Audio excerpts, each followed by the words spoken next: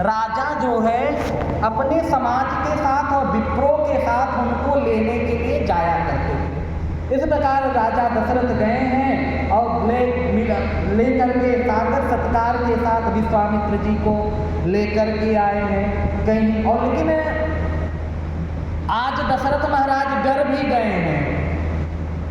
क्यों डर गए? क्योंकि एक बार विश्वामित्र जी और पहले अयोध्या में आए हैं। कब आए हैं? जब उनके पूर्वज राजा हरिश्चंद्र राज करते थे और उस समय आए तो राजा हरिश्चंद्र से पूरी राज सत्ता छीन ली और राजा हरिश्चंद्र को काशी में डोम के हाथ बिकना पड़ा। डर भी रहे हैं। और कई कारण आगमन तुम्हारा कहो करत न लाओ हुबारा। हे नाथ, किस कारण से आप आए हैं? तुरंत कहिए, मैं तुरंत उसको करूँगा। तब भगवान विश्वामित्र बोलते हैं, असुर समूह सताहि मोहि और मैं जाचन आवहु विपतोहि। हे राजन, मैं आज याचक बन करके आया हूँ। बोले याचक बन करके आप क्यों आए? बोले असुर समूह, ये जो असुर है, देखो रावण का जो आतंकवादी अड्डा था ना, वो बहुत दृढ़ था। रावण बैठ करके वहाँ से हैंडल करता था। इधर मारीच सुबाहु ताड़का और दंडकारण्य वन में सुपर्णखा और खरदूषण, जगह जगह पर उसकी चौकियाँ थी। बड़ा अच्छा व्यवस्था था। तुरंत मतलब कोई थन उठाए रावण के विरुद्ध में, तुरंत वो उसको कुचल देते थे। इतनी भयंकर उसकी व्यवस्था थी। कहते कि मैं आज याचक बन करके आया हूँ और असुर मुझे सताते हैं। तब बोले प्रभु आप चाहते क्या है? क्या मैं चलूँ? मैं तो देवासुर संग्राम में मैंने ना जाने कितने बार देवराज इंद्र की सहायता की है। अगर आप कहें तो मैं चल करके उनको मार्ग बदल देना। ना प्रभु, आपको चलने की जरूरत नहीं है। अनुज समेत देहु रघुनाथा और निश्चर बद्र में हो बसना था। अभी तक मैं अनाथ था। विश्वामित्र जी कहते हैं अनाथ था, अभी तक मेरी भक्ति का जो फल नाथ के द्वारा मिलना चाहिए था, उनका दर्शन अभी मुझे, अब मैं सनाथ हो जाऊंगा और निश्चरों का पद हो जाएगा। और कहते हैं सुनी राजा अति अप्रिय वाणी और हृदय कंप मुख दुति कुमलानी। जैसे ही राजन ने ये बात सुनी है, कपकपा गए हैं और मुख एकदम लटक गया है। और कहते हैं कि चेहरा जो है कुमिला गया महाराज का। तब हाथ जोड़ करके बोले हैं, डरे, देखो अभी तक डर रहे थे, लेकिन जब पुत्र देने के बाद हुआ तो राजा ने कहा कि हे प्रभु, चौथे पन पायु सुतचारी और विप्र वचन नहीं कहूँ विचारी। आपने को पता नहीं कि मैंने तो चौथे पन में 4 पुत्र पाया है और आपने इतनी अप्रिय वाणी बिना विचारे ही मुझसे मेरे पुत्रों को मांग लिया है। और कहते हैं कि अगर आप मांगो तो मैं आपको राजा बना दूं, धेनु गाय कोसा, अगर मैं आप कहो तो मैं अयोध्या का पूरा राजकोष आपको दे दूं। लेकिन देह प्राण ते प्रिय कछ नाही और कोई मुनि देहु निमिषे कमाही। मनुष्य को अपने प्राण से प्रिय कोई दूसरा नहीं होता, लेकिन अगर आप कहें तो मैं एक निमिष में अपने प्राण आपको दे दूंगा। और इसलिए कहते मोरे प्राणनाथ सुत दो। और तुम फिर कहते हैं कि हे प्रभु, राम मुझे प्राणों से भी ज्यादा प्रिय हैं। और तब वो कहते हैं कि सब सुत प्रिय मोहि प्राण की नाही और राम देत नहीं बनत गोसाई। चारों पुत्र मुझे प्राण के प्रिय हैं, लेकिन हे नाथ राम को देते राघव को मैं न दूंगा। मुनिनाथ मरते मरते मेरे प्राण चले जाएंगे। तो कहते कि अगर मैं राम को दे दूंगा तो मैं जिंदा नहीं रहूंगा, क्योंकि मैं राम ही, मेरे जीवन की जो सांस है वो राम से ही है। अगर राम नहीं तो मैं तत्क्षण मर जाऊंगा। भैया इस प्रकार से सुन करके आज विश्वामित्र जी, आज भगवान विश्वामित्र दुखी नहीं हुए, विश्वामित्र मुस्कुराए हैं। और विश्वामित्र जी ने वशिष्ठ मुनि की तरफ देखा है। तब वशिष्ठ बहु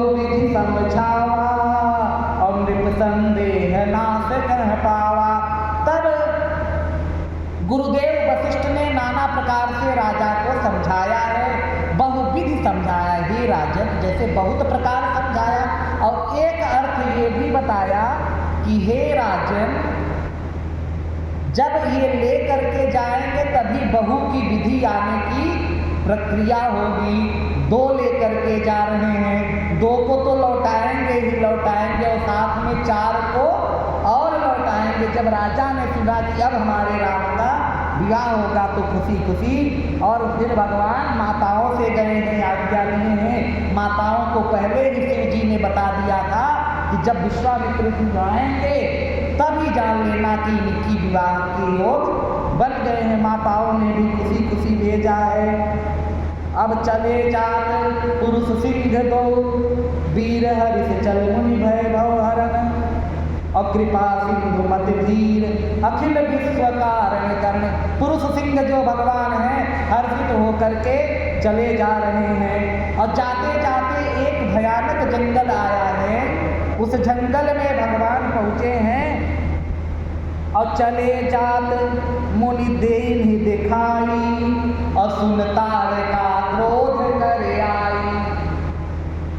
तारका जो है वो क्रोध करके आई है, और भगवान को और मुनि के ऊपर झटती है। गुरुदेव की आज्ञा से भगवान ने एक ही बार प्राण हरि लीना, और दीन जानते ही निज पद दीना।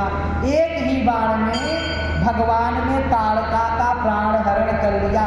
ताड़का जैसी स्त्रियों का वध भगवान भी करते हैं।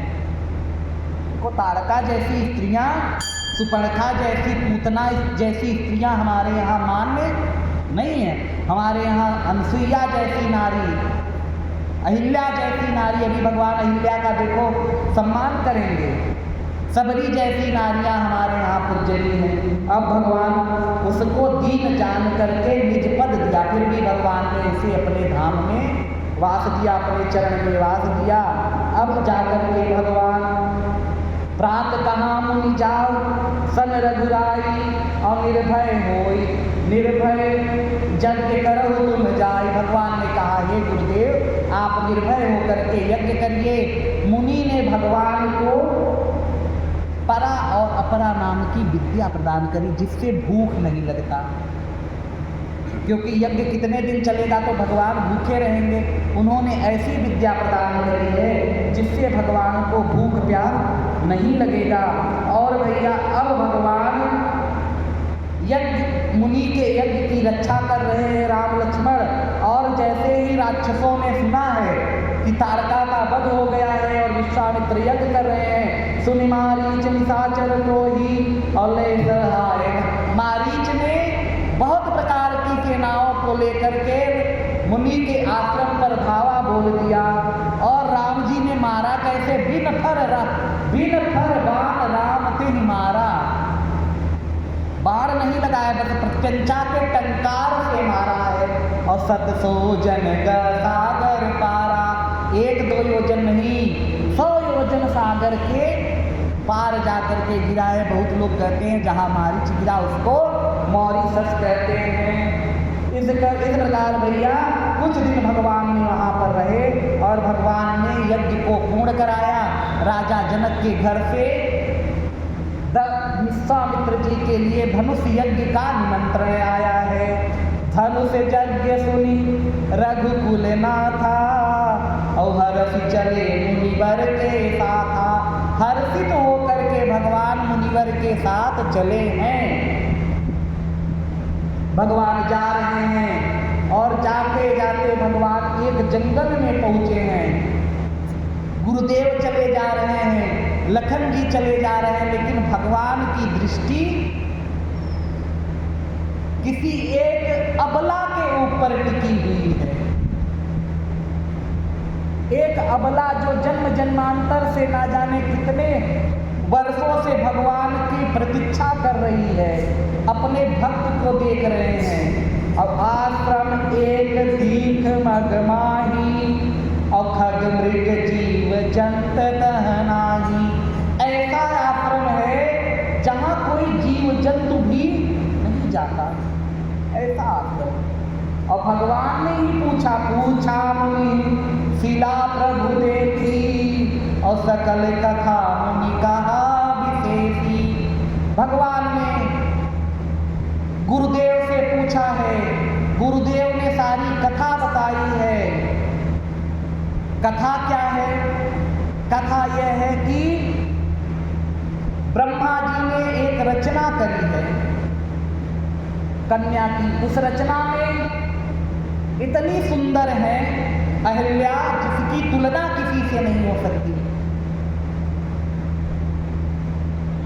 विधाता के मन में भाव आया, अहिल्या को देख करके जिसके मन में काम और वासना उत्पन्न ना हो, मैं उसी को यह कन्या दूंगा। कहीं ना कहीं माता अहिल्या का मन इंद्र के ऊपर था, कहीं ना कहीं इंद्र को वो अंतर मन से चाहती थी। लेकिन ब्रह्मा की परीक्षा के अनुसार जब गौतम ऋषि ने देखा है, उनके मन में कोई विकार नहीं आया और योग्य वर जान करके ब्रह्मा जी ने अपनी उस कन्या का वर्ण गौतम ऋषि के साथ किया है।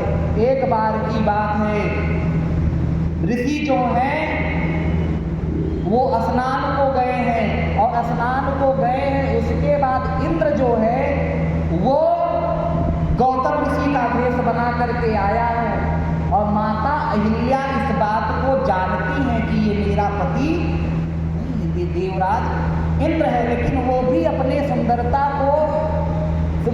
के गुमान है कि बताओ मैं इतनी सुंदर हूँ कि मुझको पाने के लिए देवराज इंद्र तक मेरे पास।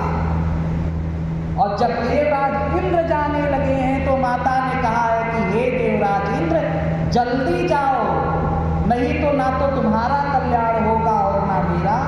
जल्दी जाओ, अपना भी कल्याण, पति के कोप से अपनी भी रक्षा करो और मेरी भी रक्षा। माया को जाकर के वहाँ देखते हैं गंगा जी में, क्योंकि चंद्रमा जो है उन्होंने छिप गए थे, जाकर के देखे, पता चल गया कि मेरे साथ छल हुआ है। जल्दी जल्दी आश्रम में आते हैं और देखते हैं कि एक तरफ से मेरे ही स्वरूप धारण किया हुआ कोई जा रहा है।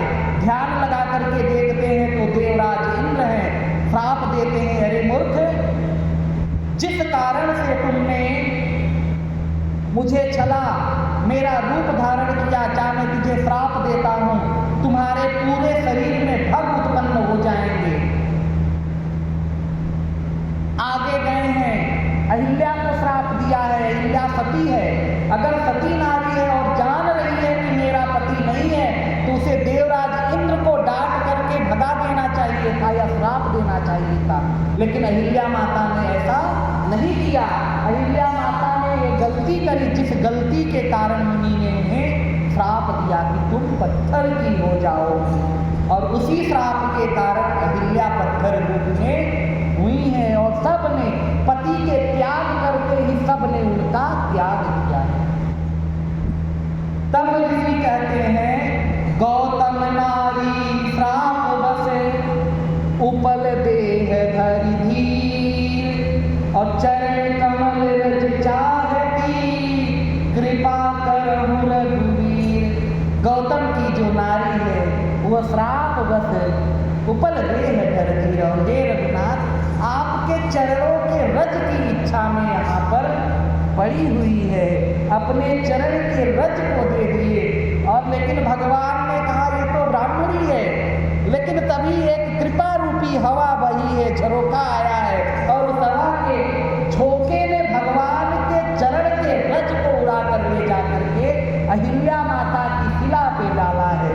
और जैसे ही अहिल्या के शिला पर पड़ा है, परसत पद पावन सोकिन सावन, प्रगट भई तप पुंज सहित। जैसे ही वो भगवान के चरण रज पड़े हैं, है करामात क्या उनके चरणों की रज में, तो जा करके गौतम की नारी से पूछो कि भगवान के चरणों की रज में क्या करामात है।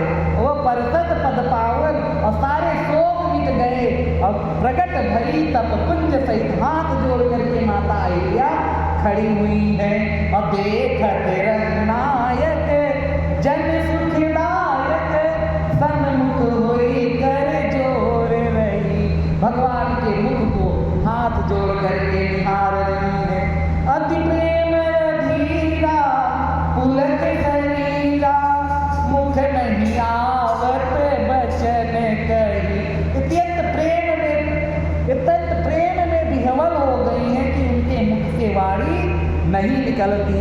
और अतिशय बड़ भागी चरणन लागी जुगल नयन जल धार बही। जब कुछ नहीं समझ में आता तो व्याकुल होकर के भगवान के चरणों को पकड़ लेती है और अपने नयनों के जल से भगवान के पद का प्रक्षालन कर देती हैं। धीरज मन कीन्हा और प्रभु कहूँ चीन्हा रघुपति भगति पाई। भगवान की भक्ति पाई है, मन में धीरज धारा है। और तब मैया अहिल्या कहती है मैं नारी पावन प्रभु जग पावन रावण रिपुजन सुखदाई। हे प्रभु, नारी तो वैसे ही अपावन होती है, उस पर भी मैंने अपने पति के साथ छल किया और पतिदेव से विमुख होकर के मैं और अपावन हो गई। राजीव विलोचन भव भय मोचन पाही पाही शरणन आई। हे राजीव नयन, पाही नाम भगवान, मैं आपकी शरण में आ गई हूँ। आज अहिल्या माता भगवान की शरणागति हुई। अब मैया कहती कि हे प्रभु, उस समय तो लगा था कि मेरे पतिदेव ने मुझे बड़ा भारी श्राप दे दिया, लेकिन आज लगता है कि वो श्राप नहीं था, वो श्राप नहीं था। उन्होंने मेरे पाप को धुलने के लिए एक उपाय किया था। मुनि श्राप जो दीना अति भल कीना और परम अनुग्रह मैं माना।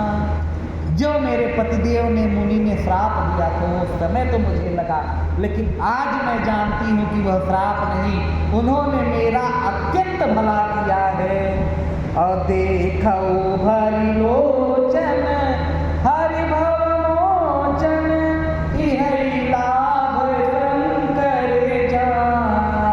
आज उन पतिदेव के श्राप का प्रभाव,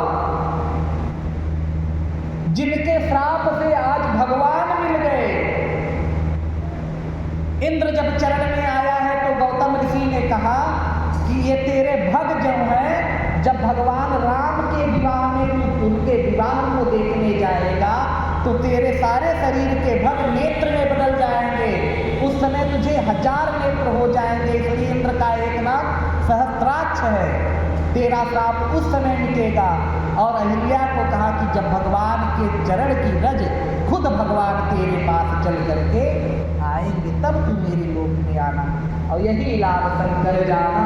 फिर कहते हैं इस प्रकार से जो अहिल्या माता हैं उन्होंने भगवान से वरदान मांगा है। भगवान कहते हैं कि हे अहिल्या, कहो तो मैं तुम्हें मुक्त कर दूं। कहते नहीं प्रभु, जिन पति के साथ मैंने छल किया मुझे उन्हीं पति के लोक में भेज दो। भगवान ने अपने प्रभाव से अहिल्या को सप्त ऋषि मंडल में गौतम ऋषि के पास भेजा है। और अब भगवान आगे चले। सुनि मारीच, भगवान फिर आगे चले हैं और भगवान कहते हैं कि भैया आगे गए हैं, लेकिन जब भगवान चले थे तो भगवान हर्षित होकर के चले हैं और अब भगवान का मन थोड़ा कुंडा गया है। कहती हैं कि भगवान अस प्रभु दीन बंधु हरि अकारण रहित दयाल और तुलसीदास सत्यता ही भज छोड़े कपट जंजाल। गोस्वामी जी कह रहे हैं कि भगवान कारण रहित कृपाल है, चले जा रहे हैं, उनका अहिल्या से कोई संबंध नहीं है। मुनि ने भी नहीं देखा,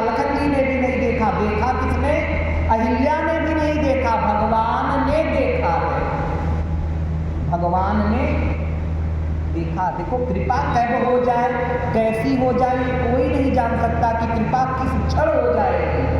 तो भगवान कारण रहित कृपाल है। जरूरी नहीं कि आप बहुत तपस्या करेंगे तभी भगवान आपके ऊपर कृपा करेंगे। न जाने कौन से गुण पर दयानिधि रीझ जाते। आपका ऐसा कौन सा गुण भगवान को दिख जाए और उस गुण पर रीझ करके भगवान आपको प्राप्त हो जाए। अब भगवान आगे चले भैया, आगे भगवान जाते हुए चले राम लक्ष्मण मुनि संघा और गए जहाँ जग पावनी गंगा। पहले कहते हैं हर्ष चले मुनिवर के साथ